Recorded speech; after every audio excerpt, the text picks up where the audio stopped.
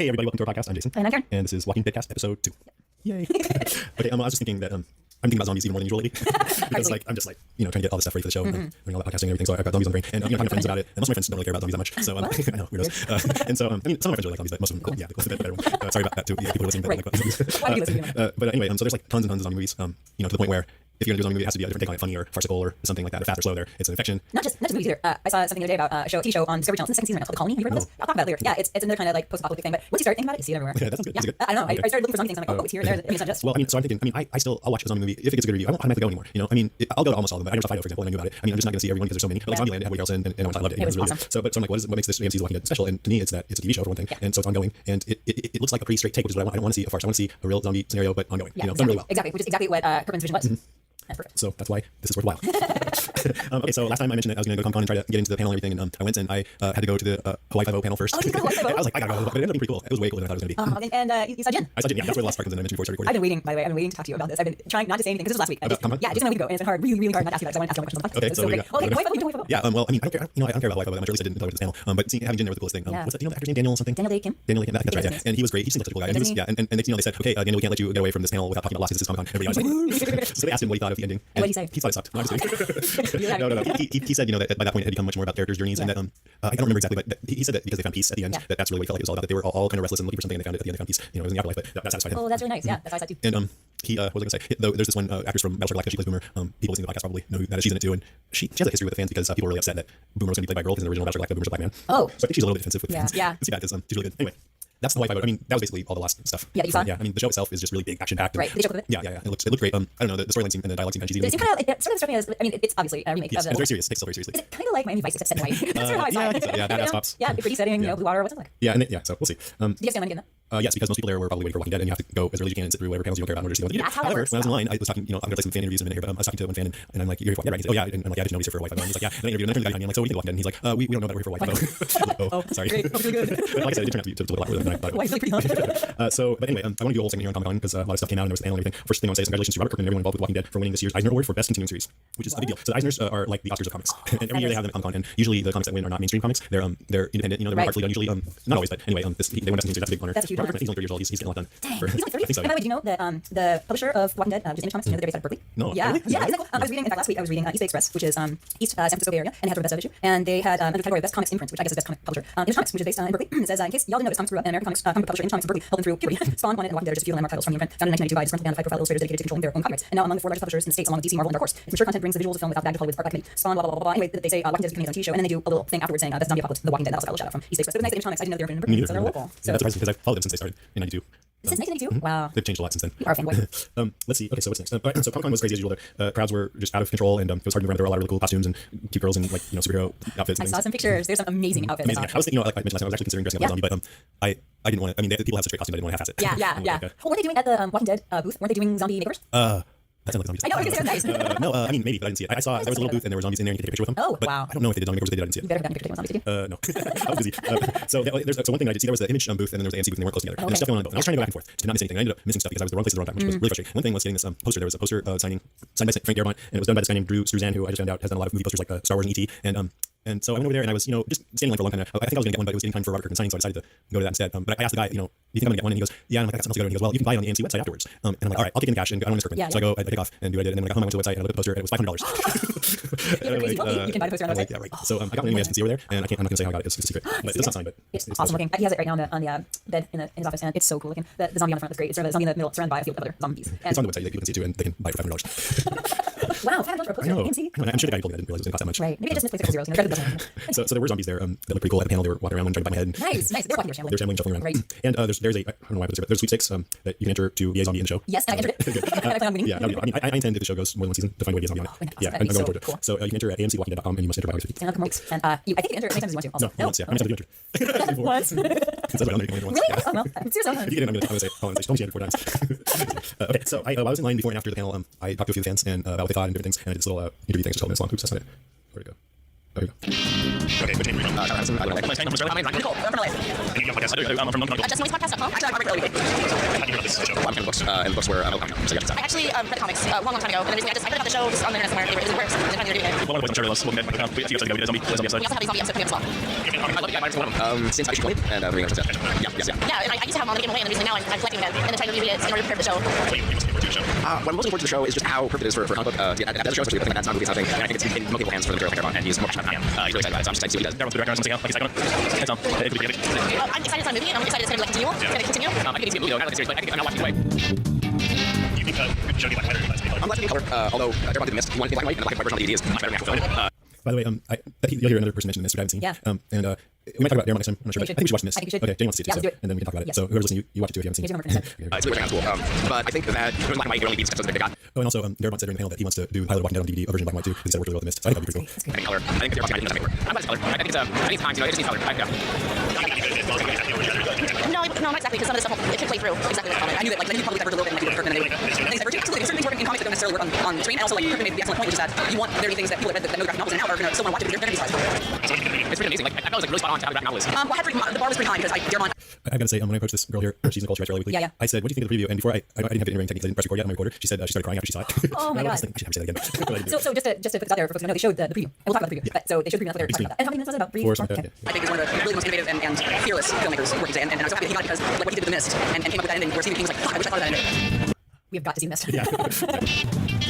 What do you like about these? I don't know, they like a full series, like full series with feet, not really how do you land a zombie attack? They're just like, you're evil. All they want to do is eat. I mean, I'd have to kill him, if it came down to it, 'cause I don't want to be a zombie. What I like about zombies, I think that it gives it replaces all fears with like horror movies, but it's also with people. And the thing about The Walking Dead is that it focuses on people, and Fred is also human, but it's still a fear of people, and I think that's what makes it a really special type of genre. Why it's powerful and why it keeps coming back even after it dies, like zombie. And what's your favorite zombie sound? It's basically it's the guts and all that kind of being ripped, switching it. It's just like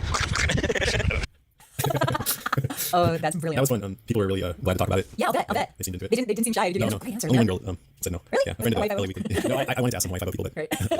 so anyway. Wow. So the LA Weekly gal, she got a little teary-eyed after the preview, and her friend was about to say. And yeah, I know. And I said, do you want to talk? And she said, no, I mean, that's fine. No, everybody wants to. One of the actresses, one plays Lori, Sarah Wayne Callies. She was shaking. She said that was the first time I'd seen anything from it, I guess. No kidding. So she was like breathing deeply and everything. Wow. She was very touched by it. That's pretty cool. I can stop that. Okay, we're almost there. But okay, so I'm just going to talk a bit about the panel at Comic-Con. On stage, first was AMC Senior Vice President of Original Programming, Joel Steelman, makeup and special effects guru Greg Nicotero, creative comic Robert Kirkman, executive producer Gail Ann Hurd, who we didn't talk about last time, but it's impressive that she's part of this too. She produced the Terminator, Aliens, and the Abyss, and Dang. other things. Yeah, she Yeah. did. It really is like a movie crew. Yeah. And then producer, director, writer Frank Darabont, and then they talked for a while, and then later on they brought cast out Andrew Lincoln, who plays Rick, Sarah Wayne Callies, who plays Lori, Roy Holden, who plays Andrea, John Bernthal, who plays Shane, and Annabelle, who plays Amy. Wow. And they talked for a while, and then I showed. Moderating was editor-in-chief of IGN TV, Eric Morrow. Was he good? Yeah, he was good. A good moderator, in my opinion, kind of stays out of the conversation as much as possible, and then interjects when needed. Yeah. Yeah, he was great. And so the preview came on, and everybody loved it, and I just showed it to you. And so what I saw was I saw a version that was filmed there in the audience by one of the audience members that's on YouTube. Yeah, which I'm sure fans who are listening to this podcast have probably already seen too. Right. It was great because it was great. That's the first thing. Second thing is it was fun to hear the reaction of the crowd Yeah. afterwards. The fans went bananas. What did you like about the preview? It just looked exactly like the comic books in my head. Yeah. I mean, it was perfect. Yeah, him on a horse. Spot on. Uh-huh. Oh yeah, it was great. And even better. I mean, I loved the mood of it. I loved Yeah. the music that they played for it. Yeah, it was good. I can't wait to see it now. Kind of what was the music like? I don't know. It was kind of, Anybody knows what the music was? yeah, What the it was music slow was? and Yeah. moody rock kind of. It was haunting. And they I mean, seeing it there at Comic-Con was much better than watching it on YouTube. Yeah. On the big screen and crystal clear, it was very cinematic looking. What surprised me, and the sound was very good on YouTube, so I don't know if you noticed this, but they're all speaking in Southern accents. That just seems obvious, but I never heard that in my head when I was reading the comic. Right? No kidding. That was what, yeah. Even though they're in Georgia, I just didn't hear that. So you hear Rick saying, "Hey y'all," and it's like, oh yeah, that's right, they're that's who in he is. Yeah, but it works. I mean, that's another thing that's a little different. I don't know, maybe there's on movies and stuff, but I don't remember seeing that. So that's kind of cool. It definitely had a Southern sensibility to it. Slow and. Although I hate them from the South at one count. Rick is from England. Right. And when he started talking, Frank Darabont goes, "Why are you putting on the fake accent?" You're like, "No, it's so pretentious." But I don't know about the others, whether they're from South Dakota. Yeah. I had some notes here about what else I like about it. I like the look of the zombies. They're kind of like an evolution of Bubs from Day of the Dead, who was I think designed by Greg Nicotero, who's on this movie. He's kind of a guru, and they look this big, gray, thick makeup. They do. We should picture of Bubs Yes. on the website. Oh, yes, yeah, put Bubs up there. Yeah, the picture show you. It's so sweet. Reading the book. Good boy. What do zombies like to read? World War Z. Oh, we're gonna bring that up later. Good. Okay. So let's. More panel. Yeah. And by the way, you can see bits of the panel on the website, AMC website. Oh, in full. Yeah, I watched a little bit of it. Yeah, it was great. Cool. So I'm going to read just some of the news bits that came out of the panel. You guys might already know, but you'll hear it again. So Robert Kirkman, he actually wrote the fourth episode of the series, which I'm glad to hear that he gets to have that much of a part in it. Yeah. They said the series is going to get a huge global launch in partnership with Fox, 250 million households, 120 countries, over 3 languages, all almost like simultaneously in October.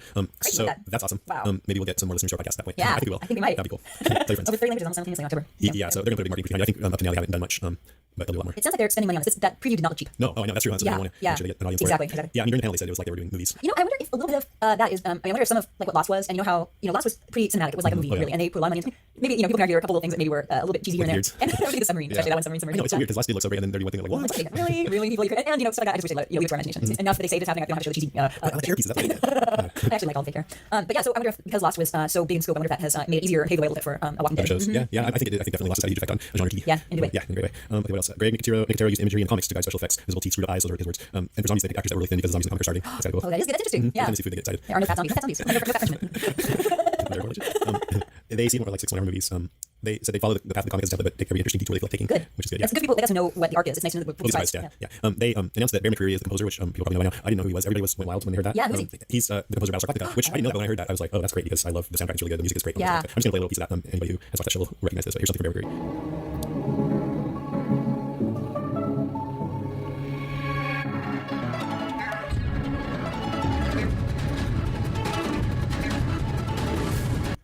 Dang, that's good. It's good. I mean, yeah. after having seen the series, I get chills when I hear that. Man, you know, music is so important. Man, for something like that, music has to be. And I imagine it's not going to be real dialogue dense. It's probably going to be. I mean, the comic itself is pretty spare with dialogue. It's not real. Nobody does giant monologues live. It's real visual, and you know, really, music really sets the tone with something like this. I think music's gonna be very important. I'm glad to hear who they got. Yeah. But I don't agree with you about the comic. No. Tell me. Well, I remember reading the first couple issues, and when I reread it recently, those speech balloons got pretty big. I thought, yeah. In fact, one of the things that Kirkman said about it was that he had a lot of dialogue at the beginning. See those long speech balloons? No, they're pretty small already.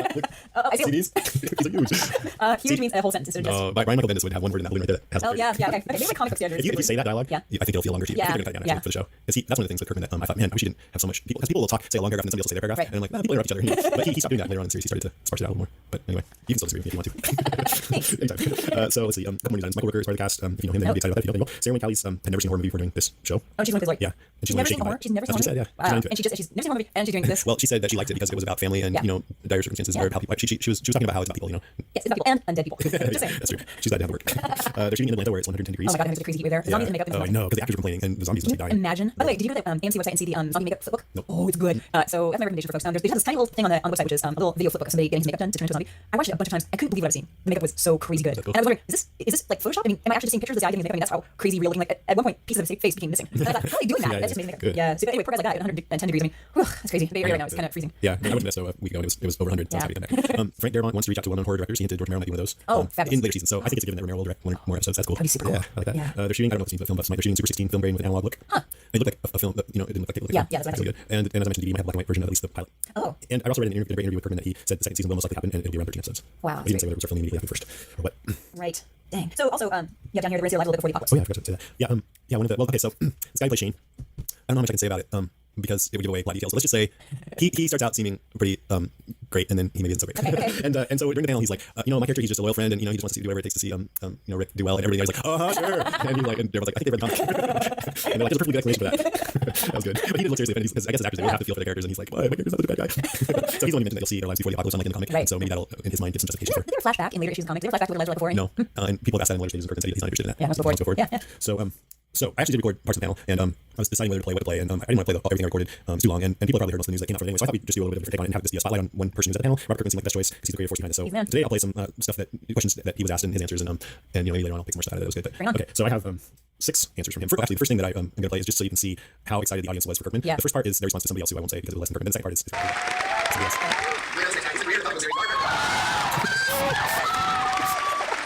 Oh, that's awesome. Yeah, they were throwing underwear up on stage.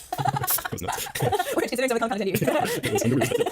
Please don't coordinate. Okay, here's one. Governor was asking how long you were running, obviously, right? That's yes, that's very involved. Next question. So, ultimately, I think just I see Ross because it was a different. How did you see your original translate? Yeah, we're going to never really expected it to be adapted at all. I mean, I didn't really want to do a movie for obvious reasons. We can't do a zombie movie that ends in the movie. It doesn't make sense. And as far as television goes, it's obviously like tough sell, it's not on TV, but to see it happen and to see it happen in such a great way with so many excellent people involved, like these guys over here and these guys over here, and to see AMC really get behind it and commit to making a zombie show and doing everything right and pushing the limits as far as I'm showing, which you guys all see momentarily.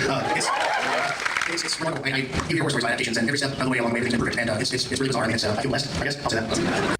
That's great. I really like him. He's funny as hell. Yeah, I think it's funny that you hear horror stories about adaptations, but he's doing adaptation horror stories. It's a happy ending. It's a horror story. Okay, here's number 3. Shane Jack is read the arts book. Was that your woohoo? I heard a Let woohoo. me see. I'll go back. I think it was. Shane Jack is read the arts book. And actually, Charlie was on set Wednesday. Want to tell him? I think I have to ask you, so I know. Tell them what the Robin Yeah, Charlie Adams is zombie upset. Oh, that's great. I decided to do sticky, and so I didn't partake. Let's do no shades. Does zombies need to shave? I think so. What is that? There's not Their facial hair? hair fall out. I mean, they have hair on the head. They sure do. It's not very attractive looking, let's face it. But, Yeah. I don't know what I they're don't doing. know. On the poster, there are no bearded zombies. I don't know. These are I think in Kirkman's zombie universe, that your facial hair falls out. Right, after along that. with big pieces of your In face. your teeth. Okay, number 4. That's kind of exciting thing because not watching into a thing that's familiar to the fan base. They'll get that, but they're going to do a lot of other stuff too. It's very important to me just because I don't really read the comic. I don't know anyone who's read the comic who watched the show, but I know exactly what's going to come next. And I want the comic and the show to exist separately and be just as compelling and as many surprises as possible. I think with Frank and all the people who are doing such a great job taking all the good parts of the comic and expanding them and making them better and new things. I think those are all going to be blown away. I really do. Wow. I like when he says stuff like that. You're gonna be blown away. Yep, I love that he wants the comic and the TV show to exist in separate worlds, and you know, they're related, but they're both independent. It's great. And I hope that the stuff that they add is good. Yeah. I mean, he keeps saying, I trust Darabont, the things that he's adding are good, and I hope he's not just going, I'm getting a TV show, I'll do whatever they say. Yeah, I exactly. think it's gonna be good, but I'm just saying, Look, I don't know. for True Blood was based on the Charlie Harris. Harris books, and And so there were quite a few of them when they started the series, and I know some people were saying, "Oh, they're going to follow the books exactly," and they don't. And every change that I've seen, every little nuance they've added, has actually improved it, in my opinion. Yeah, I would have been disappointed if they followed the book exactly. I've been surprised a number of times, and I've been so happy that they've kept certain characters where in the books that Derek died. Oh, yeah. That wasn't my Yeah, I character. think that too. Like, I mean, with TV, you kind of somebody from Lost, J.J. Abrams, he said you got to listen to the show. You have a plan, but you also listen to the show, see what works and what doesn't. And like he said with Michael Emerson, they didn't know he was going to have to be the character the guy played Ben. Right, exactly. And you have to have flexibility in what you're doing to allow for somebody wonderful like Michael Emerson. You don't expect that all of a sudden this guy became, he was huge in the series. So like if the zombies end up being boring or something, they might just drop them. Okay, back here, yay! Time. Okay, Season 5. It'll be like Lost, they kept saying they're going to have a zombie season. they still will. They will have non-zombie. Okay, this next one is a little longer.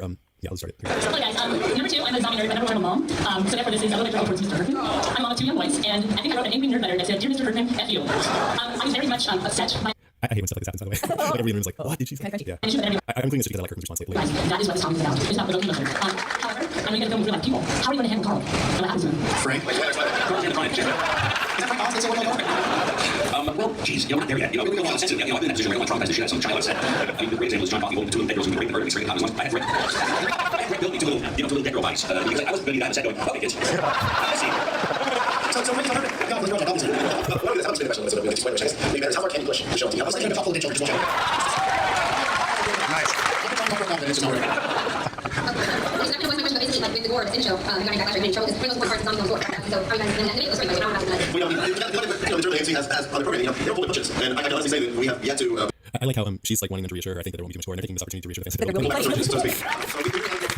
To making this, as authentic as we can. So it's, we have AMC there said, I don't know, they've been like, yeah, guys, push it. Our network is over pushing outload, and so that's what we're telling you about. Conflict, and once in a while, somebody's going to be, We had to cut down on this real for you because this is a family edition. So no punishment for everybody. But this will give you a taste of what you can see in the series. Yeah, Sean, the scope comes up, and the crosshairs can zombie in the scope. We don't play. We can show you. I'm only joking. Wow. So I mean, I don't like I said, we're not parents, but I don't think. I mean, I respect what that woman's saying. Oh, yeah. Like, she wants whatever it is, but it's a zombie show. Yeah, the zombie nerd mom. Yeah. By the way, zombie nerd mom, you're kind of fine. You're clearly in the whole zombie thing. It's Yeah, I don't know what she wanted. Did she want like Take picture- zombies without war or something? I don't know. Well, maybe they can CGI in some kids. Yeah, I think that's what she was worried about after, huh? Yeah, Being exposed to all I that. I don't know. Make them forget, yay, great jelly But bird. mostly what I got out of that is there's going to be gore, so Right, that's cool. right. I mean, and I like that. It's not really about the gore. I mean, it's obviously about the characters, but they're going to do the gore because it's part of it. Right. So that's cool. Exactly. Okay, got one more. Okay. Well, I have questions about the characters that we haven't seen yet. So we'll be seeing Glenn, Dale, and of course Michonne and Tyrese. That's one of the If you've been on our floor at all, you've seen the banners. So Glenn is very much on the banners. You've seen him. He's an excellent actor. He actually looks almost exactly like Glenn Phenomenon, just bizarre. Dale, played by Jeffrey DeMont, so he's totally in there. Michonne, soon, possible? I can't wait to get to the show.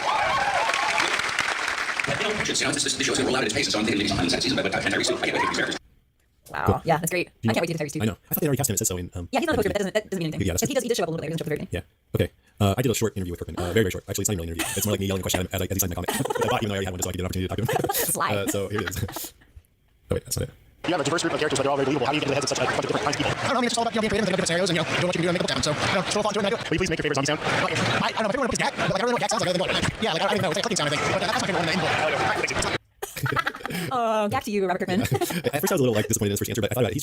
He's got this like don't question it, just go with it. Yeah. Still, you Yeah. know, and he makes it happen. Right. But I heard when he said Yak, I felt a little like justified because I made this zombie interlude music with Chad and Jenny, my wife, heard the first zombie noise that comes up in it, and she said that sounds weird. And I mean, maybe I shouldn't sound justified. I think it sounds like what Kirkman's talking about. Listen. Yeah, I think I that's just sent it to him and see if good idea. it. Wow, that's great. Is it an exciting comic for you? Yeah, it's up there. Thanks, dude. So is there anything else you wanted to say about the panel or? Question for you. A couple of just last minute things. Where a lot of people recording things there. Like, do you see a lot of people actually on? Do you see? You know, I looked around the crowd just to take in how massive it was and the place was packed, but I didn't really look for that. I didn't notice it. Yeah. I was holding my little recorder up and kind of feeling nervous that someone was going to come and maybe put it away, but they never did. Never did. No. Great. But I've only seen like 2, I think, different vantage points of videos on YouTube of the whole thing. I suspect that maybe they are okay with that because it's a fan thing and it Yeah, generates buzz. exactly. Don't get too worried about that. It's Yeah. not good. You want that kind of buzz. You want people to be Yeah, be excited about So, did you go to the booth at Comic-Con? Yeah, but you know, the record, I was surprised about it. I kind of said this in interviews. Like almost every person I talked to had a podcast. Like, I'm sorry, I had a podcast. And I started talking to this one guy and I said I had a podcast and he's like, oh, cool. And then I'm like, oh, and doesn't have a podcast. And we were standing on the other. And a little bit later, he goes, oh, you know, I have a podcast too. God, thanks, yeah. Yeah, my mom's gonna start podcasting soon. Mom. Momcast. And booth. Oh, booth. So yeah, the booth. Cool. Well, yeah, it was like inside of a home and there was one blade in the wall that said, please forgive us. Yeah. Which I think in the comics somebody can't remember. Yeah. And there were a couple of zombie, life-size zombies just hanging out on the couch. And the TV was all fuzzy and looked like, yeah, great. When I was there, the actors were actually in there hanging out, watching stuff on the TV. I don't know what they're watching. Oh, no They're kidding. signing posters. So that's why I can do it. Yeah, there's a line Oh my and God. stuff. Wow. And the actors, I saw them a lot. You know, they're at the panel and maybe next time I'll play some of what they said. They said pretty good stuff. Was there anything surprising about the Comic-Con? Was there anything that you thought was cool? It wasn't even walking down necessarily, but it was just Well, great. I really like they had these big giant Tron light cycles. You know about Tron? Yes, and the people are sort of melted into the motorcycles. They sort of melded together. The new ones are open, but yeah, there's somebody like Yeah. laying across it, and it just looked really cool. And Yeah, they had some pictures. discs like in the game, and I asked the guy if I could buy it, and he said no. But Jerk. he didn't work there either. Yeah, do that. He de-risked. So yeah, well, I mean, it was great. It was big, and there was the big giant Odin's throne from Thor that's coming out, and Great. lots of really awesome costumes. Yeah, come on. Yeah, next year. Okay, ready for the next segment? All right, take a break. There's more to come. Stay with us.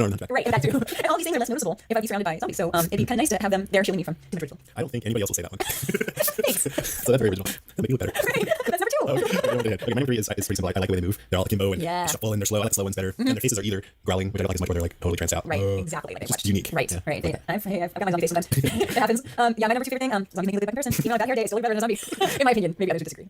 Wow, that's the latest thing on It's true. YouTube. Go ahead, you're number 2. I like the sounds they make. They make awesome sounds. The acting and the moaning and the. you In fact, do. I think when we get more listeners, I'm gonna have a contest. See who can make the best zombie sound. Nice. I don't know what we give away, but we figure out something. I like it. That's a great idea. Okay, number 1. Number 1, I like the fact that they inspire awesome shows to get created around them. TVs, movies, books, whole things have been swirling around Planet Zombie. So thanks for the inspiration, zombies. So what's your favorite? Well, I have to, now is this, man. This is awesome. I haven't seen it, though. No, it's not. Oh, really? Yeah, That's it's my favorite zombie thing. But you know, I am a fan. I do like the comedy ones too. Like I love Dead. Shaun of the Dead is awesome. Evil Dead 2 Oh, yeah, is that's near so to my heart. Zombieland recently was great too. So There's a lot of good stuff. yeah, there are. You're number 1? My number 1 is that they're like a force of nature. There's no reason going on. If you're confronted by wild zombies, you're fucked. We're gonna have to sit right there and like that. So, Yeah, it's like I think of it like a tidal wave. You know, it's a mindless force. Yeah. With more personality. In for penny, in for pound, you are screwed, man. Screwed. Okay, now I'm gonna play a couple of listener calls on this. Here we go. Hey, Walking Dead podcast. This is Eric. I'm calling in to give you my 5 things of, or my 5 favorite things about zombies. Surprisingly, this is a lot harder than I thought, but here we go. So I like the fact that they eat human flesh, they crave their brains. I like the fact that they're slow and lumbering, although I know some other zombie movies have changed that, but I like they're slow and lumbering and they're still terrifying and scary. I also like they moan and make all kinds of weird noises. I think that's brief. I like that they're practically invincible, well, invincible, but you can shoot them up, and unless you give them the head, they're still going to keep coming. And I like that they're around and that there's tools you can made about them. So there you go. And yeah, bye. I like to eat human flesh and brains. Thanks. Bye.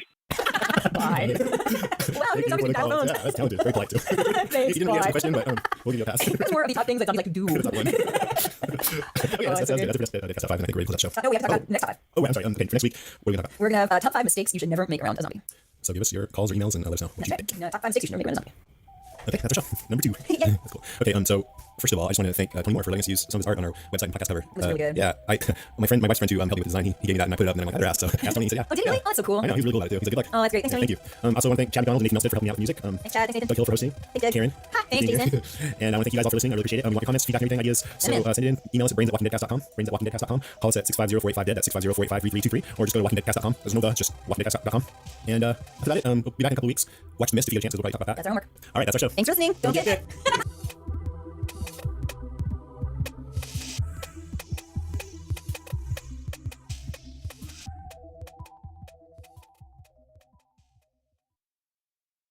It's hard to remember now, but the internet used to be fun. I can't believe how easy it is to surf the net. Surf's up. On Launch Shadow, Breaking the Internet, we'll trace how a tool that once fueled democracy Opposition activists organized a march on Facebook. became a weapon aimed at the very heart of it. You're watching the unraveling of our democracy right now. From Longleaf and PRS, this is Launch Shadow, Breaking the Internet. Subscribe now wherever you get your podcasts.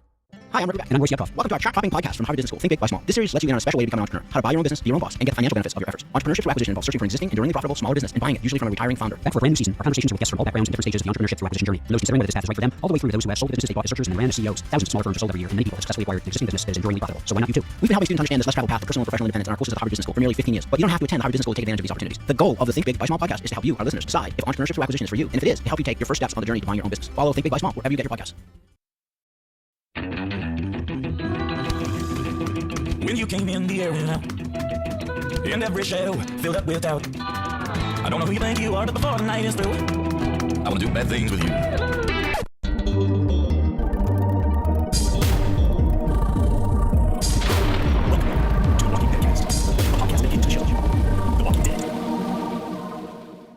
Hey, everybody, welcome to the True Blood Podcast. Just kidding. Welcome to our podcast. I'm Jason. And I'm Karen. And this is the Walking Dead Cast, episode 3. Hey, y'all. So today, as you might guess, we are going to be talking about True Blood a little bit. Since I finally got around watching it.